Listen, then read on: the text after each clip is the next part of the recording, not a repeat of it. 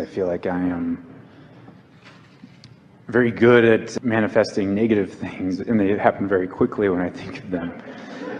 And it seems like the days that I am working the hardest, or even starting out on the highest flying disc that I know of, it still ends up pretty bad, or I still manifest things that are very negative.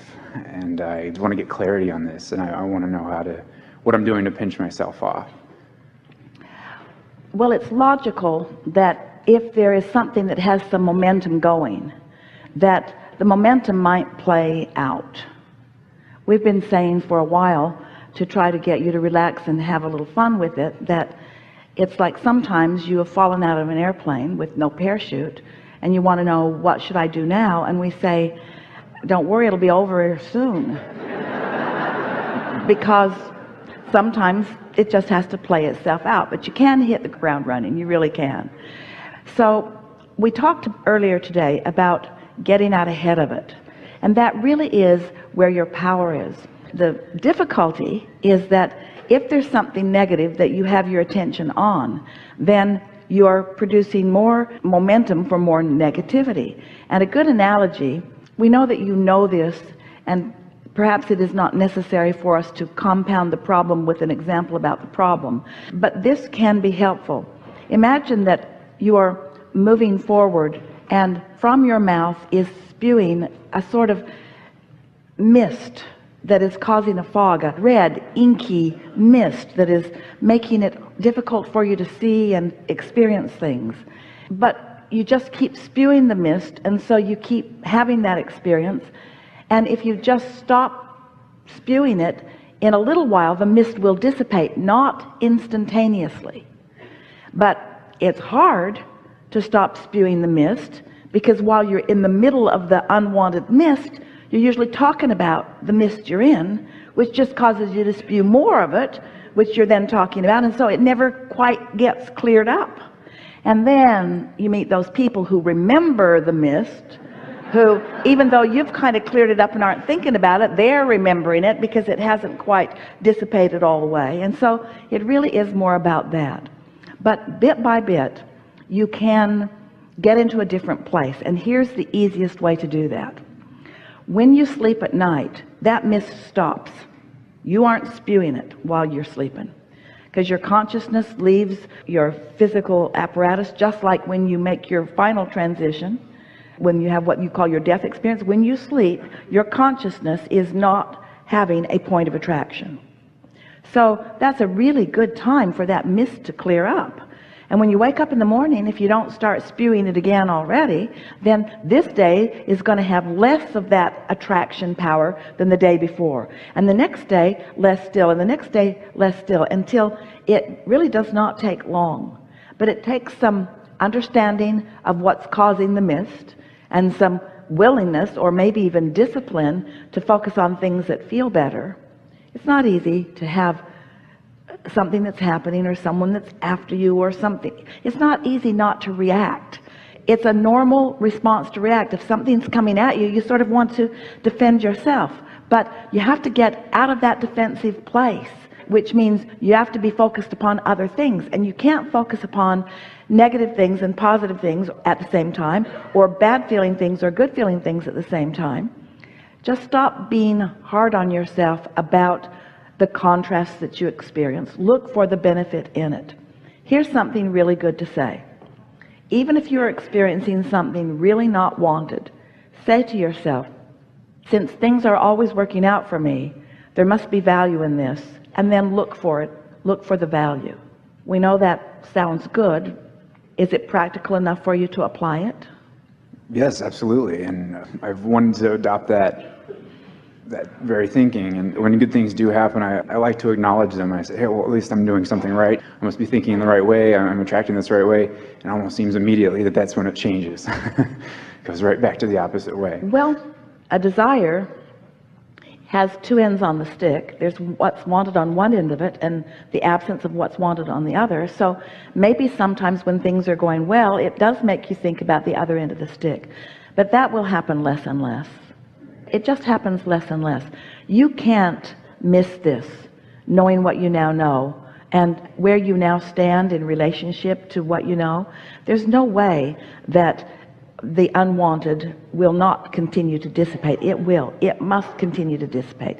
Anything else would be illogical. We want you to just relax in this and not get too upset with yourself. Esther does that sometimes too. She'll say, I should know better. And we say, what about sometimes traveling through an unpleasant neighborhood or environment on your way to a beautiful park? Sometimes those unwanted things are just causing you to ask with stronger clarity about what you do want. It's all part of it. And you didn't come into this physical experience intended by yourself or anyone else to figure out how to be perfect and get it just right all the time. That's why we say you never get it wrong and it's never finished. And the reason that you can't get it wrong is because it's never finished. So you just, from where you are, you keep getting out ahead of it again and getting out ahead of it again and getting out ahead of it again. We want to say this. We think it will help you. So have you been listening to us for a while? Even though it's your first time here, have you been listening to us for a while? So you've been hearing us talking about the vortex, which is that vibrational version that precedes the manifestation of things. So here's this vibrational version. We even gave it a name because we wanted you to feel the realness of its existence. So as it is in the state of becoming, because law of attraction is responding to it too, it's gaining a momentum. And if you are in the vicinity of the momentum that it has gathered, then you receive answers and ideas about it. And that's really what we mean by the receiving mode of what your inner being knows and who you've really become, what your life has caused you to become. So as you feel better more of the time, as you care more about how you feel, as you put higher emphasis on the joy part of the triad of intentions, so that you are feeling better more of the time and ideas begin to flow to you. When those ideas come and you know that they came from that source energy place because they came with such a burst of enthusiasm and you felt so good about them initially, at least, as those ideas play out, it's like that 4 days of magic that our friend was talking about. Things just unfold beautifully. But if you're feeling vulnerable, or if you're feeling picked on, or if you're feeling misunderstood, or if you're feeling taken advantage of, or if you're feeling angry or defensive, or any of those natural human emotions that you all feel from time to time, that's a receptive mode too.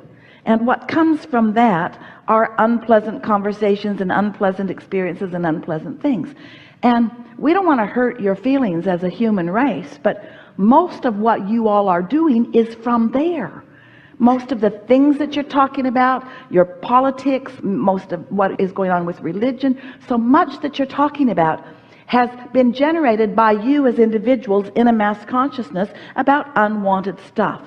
And if you spend all your time milling around with each other and considering life about those things, it's hard for you to get into the receptive mode. You almost have to withdraw a bit from what's going on. That's why meditation is such an effective tool about raising your vibration, or rampages of appreciation, or doing things that truly are good feeling and pleasurable to you. You just have to find some way of disassociating with the momentum of this. And we acknowledge, we give all of you credit. That is not an easy thing to do with all of the media and all of the information that's coming at you and all of the opinions that surround you. But that's what we mean by getting out ahead of it rather than being a reactor. Because it's not easy to live in this world observing much of it at all without reacting to things. You see things on television every day that you react to. And when you're reacting, you're spewing a vibration. And that vibration, if you do it often enough, is going to become a momentum that's going to feel hard for you to do something else about. So we don't want you to go off and live in a cave. We don't want you to go off and hide from the negative people at work or from the television. We don't want you to disengage from life. We want you to get a deliberate grip on yourself and acknowledge that stuff happens and that's just what's going on. But who you really are is someone who mostly leans toward compliments rather than criticisms. In other words, just remind yourself who you really are. Because with each and every negative experience that you have, there is a counter asking for something that you do want. You can't have a negative experience without throwing a desire for something improved in your vibrational reality. And this is what the evolution of all species is about. All expansion of all things is about that. So what we really want to say to all of you in an emphatic way is that if you want to get into this receptive mode where those magical rendezvous happen, and if you really do want to live happily ever after, it is going to require some disengagement from the stuff that you are reacting to. So we've been talking about step 1 is contrast of life causes you to ask, and step 2 is source gathers everything that you've asked for and gives it to you. When you ask, it is answered. Step 3 is, even though it's answered and it's in a vibrational form that you can't receive unless you're in the vibrational vicinity of it. So you've got to be in that place where you can receive the good ideas. And step 4 is mastery of that. Step 4 is just getting so good at that. Step 4 is caring more about how you feel than anything else. In that triad of intentions, you care more about the joy than you do about anything else till you get really good at it. And then step 5, oh, it's our favorite step to talk about, and it especially applies right here and now with you. Step 5 is where you're not mad at yourself when you dip back down into step 1, because step 1 is essential to the equation of eternal expansion. But feel the difference. When you have mastered this step 3 of being in the receiving mode, when you are in the state of allowing and you're really good at it, so you know how to get there, and you get there easier today than you ever have, and easier tomorrow even than today, because you've practiced it, and so you're doing it deliberately and you feel good about it.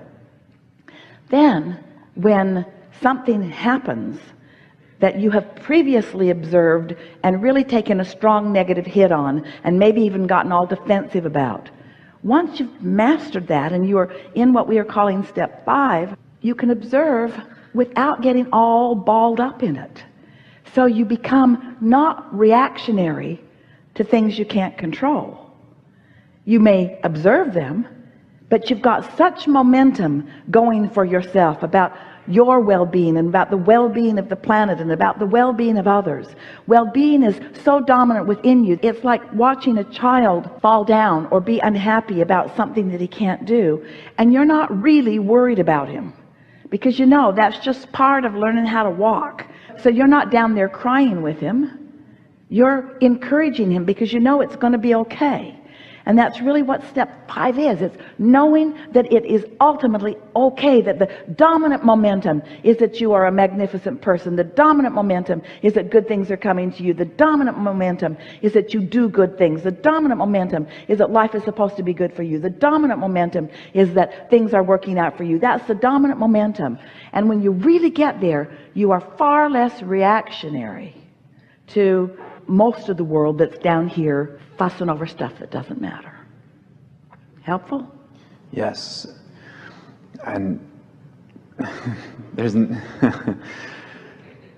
I have time away from work, and those are the times that I really do well, and I bring myself back up to a higher place. And I have identified that even the drive to work here, if anybody lives in Phoenix here, they know, just driving to work or even just being at work, that's what takes me down so quickly. But that was what we were just talking Right. about. If you're really doing this work, nothing will take you down.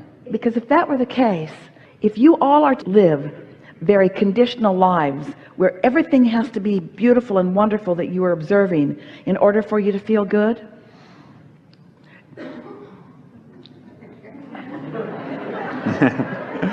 I understand.